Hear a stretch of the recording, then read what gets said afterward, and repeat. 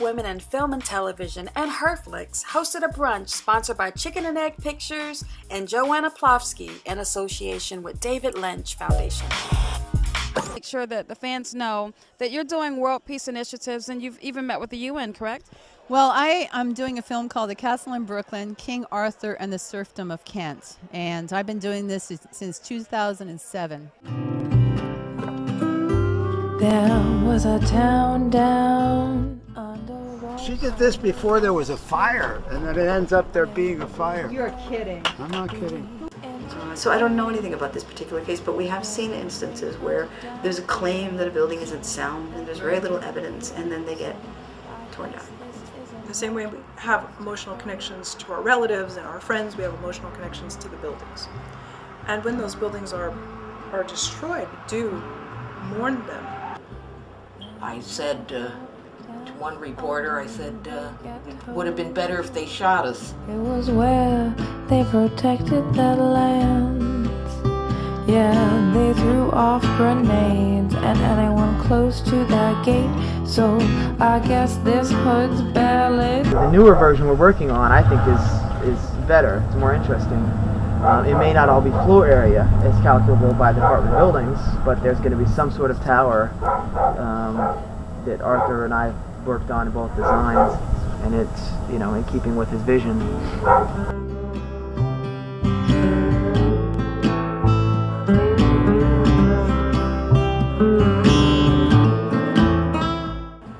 There's your arches. That's what they did. Your windows are here all broken up. Jesus.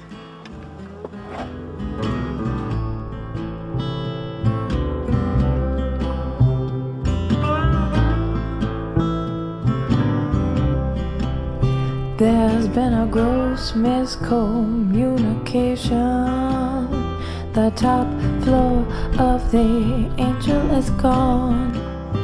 I hope that wrecking ball spends his whole damn sprawl building up something for a hothead to fall. I was at the UN for the Universal Periodic Review of Human Rights Violations of the United States a couple of years ago with a segment of one of the films of the project called The Castle in Brooklyn, King Arthur and the... Wait, you're talking about the gentleman who built the place in Clinton Hill, and the Black Party was there with Dave Chappelle? Oh my God! Arthur Wood. Yes, I am. He's actually working with me a lot, and his family's been working to help this film come to pass, because we really realized that there was some things that were going on that were quite unsavory. It was hard to look at, and for 4 years I've been doing this and following him, as well as the people at 475 Kent, which had a similar event happen where they were evicted in one day. So the whole thing that we're doing, the subject matter is called, what I call it, preemptive forced eviction. And it means that the authorities come to your house because they find something that might be dangerous. So it seems to be that whole 9/11 syndrome that has hit, it's become a how would you call it? An excuse. I like that. It's an excuse to throw you out of your place. These artists all pay their rent. It's not a subject that they're squatters or anything like that. In fact, Arthur Wood owned his building for 28 years. He built his building. He was an architect, correct? He was a visionary. I mean, Arthur's an amazing artist. Him and his wife, Cynthia, who died, and I would say she died as a result of what happened. And I have an interview with her. She actually interviewed with me and Arthur, and she said, I'm going to be gone in a year or two. And it came to pass. She said they might as well shot me in the head. And I have some very shocking scenes that we constructed because Arthur really wanted to express the misery that he felt. And to see an old gentleman of 80-some years old and his wife being kicked to the curb like that and really being taken advantage of because they were homeless, and then all these people came and, oh, we're going to help, and some of them were politicians and developers, and, oh, they're going to give you money and make the place into something that's in code. You'll be able to keep your place. And I saw the whole thing happen. And then all of a sudden, they stopped building. And or was the buildings, apartment, so it was a mix. I was like, what is going on? Who's doing it? And that's what the film's about. And it's a little shocking. And I think what is good about the film is the human element, because this can happen to anyone. You know, it can happen to your parents. It can happen to us. It will happen to us. If it happens to them, it's going to happen to us.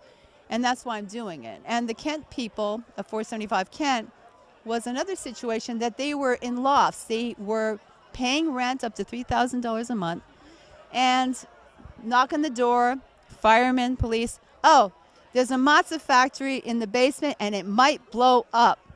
It had been there for 10 years. So all of a sudden they discovered the matzah factory. So, you know, we didn't know about that matzah factory, but the thing that's extremely cruel about this, you can't do anything about it. Once they say it's dangerous for you, hey, it's dangerous for you, you must leave or you might get hurt. And that's not America. I mean, we're supposed to be we are a free country. This is not what we signed up for. You know, we should not be having this kind of thing take place. And I mean, I was evicted myself, but we had 30 days notice. Do you feel that America loves you when you see stories like this? I don't care if America loves me. I hope that America learns, and I hope America loves themselves enough to care about older people and fellow Americans. I don't think it's a question of popularity. I think it's a question of information. And when I went to the United Nations, I spoke on a panel at the Palais de Justice, which is the Justice Palace, which is in the UN itself. And they asked me to speak about, you know, eviction and to show a clip of the Serfdom of Kent film there. And they were very impressed. They had no idea this was taking place. They thought, oh, you're evicted. You're not paying your rent. Your mortgage went overdue or something like that. I like how you smell. I'm like, you know, this information that you're saying is just really sad. Now, what is this smile from that I see? I am smiling because when I think about the people that we met, and I think my executive producer will let you know, they're my friends. I'm the kind of filmmaker that I don't go in and intrude and push my way in and disrespect people. I'm not there for that. And perhaps some people will argue that I'm not a real documentary filmmaker. That's fine with me. I'm not. I'm just a filmmaker. I don't like those categories anyway. I am coming from the heart. And when you meet people heart to heart, you know, it's deeper than what is happening to them. It was their survival that makes me smile, because they got together and got back in the building. The Kent people got back into the building, which is unprecedented. And in fact, Tiffany Gardner at Nesri said that it had never happened before. And, you know, this is a story that has to be told. It was because they got together, and they got together with the landlord, and they did the repairs, and for 3 months they were out. And, of course, some of them couldn't get back in because they could not afford the place in the meantime, you know. And when they got back in, of course, the rents were raised, and this is another continuation of why, you know, what the heck was going on. We want to find out. I want everyone to know, because, I mean, it's not just what you're doing as a movement. So how can others be involved in your movement and your development as you develop all your projects? Well, we are sponsored by IFP, and fiscally sponsored, and we have a site that they gave us, and if you find a castle in Brooklyn, King Arthur and the Serfdom of Kent, please donate. It's tax deductible, and we have finished filming, and we just need to do post-production. And I'd like to pay my artists and filmmakers. Everybody's on deferred. I'd like to pay people, and there's a little animation we have to do, and that would be great. And once you see it, you'll understand, and I think it'll make a lot of changes. I mean, it's already done a bit of a stir. Well, congratulations on making a difference in other people's lives. It's really nice to see women doing great things, especially executive producers. Oh my, yeah, that's a pretty big title, I got to tell you. And basically all it is just you have to back the right horse. And I was incredibly lucky to to get together with ORAGE Productions, to get together with Tyler A. Chase, because she is just an amazing filmmaker. And she is, I don't know, she was able to see through all of the smoke screen. She was able to see through everybody's eccentricities and just show the artist behind it, so that you're able to see the crime committed, because it was committed, you know, it was committed to people who are actually helping society in their own way, with their own art. They're very well-known people. I mean, these people who were evicted. Right. She was telling me about the drummer and some of the other individuals. No, you actually work with them, correct? Tyler worked with them. Can you name drop? Yes. Connie Carruthers, an amazing jazz pianist. She was one of the people at 475 Kent. There was also Guy Lesser. Guy Lesser is a graduate of Yale School. He was the son of one of the greatest producers of TV. He did, what was the name of that? He's a writer. He's a writer, educator. He completely, he captures everything in a few words, basically. I mean, Tyler filmed him as he was just saying like a few short things that completely encompassed everything that was going on. And then you have Deborah Masters. Deborah Masters, she is a sculptor, and you see her stuff all over Brooklyn, all over Manhattan. Even she was arguing that Kennedy Airport, as soon as people walk out or walk into the country, they look up and see her sculptures, you know, in the land of the free and the home of the brave, and this lady has been thrown out in the street. You know, it's just like a little ironic.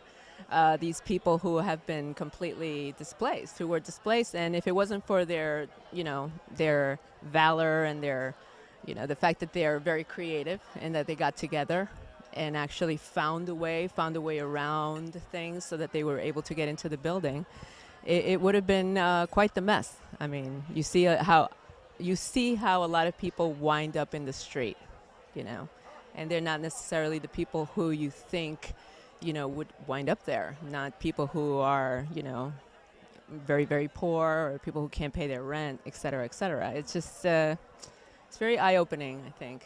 And so I was just amazed, because Tyler took all this footage, you know, and I was like, how the heck is this lady going to put this together? I mean, these people are incredibly interesting, but how, and you got to just see it, because it's as artistic as the people who she films.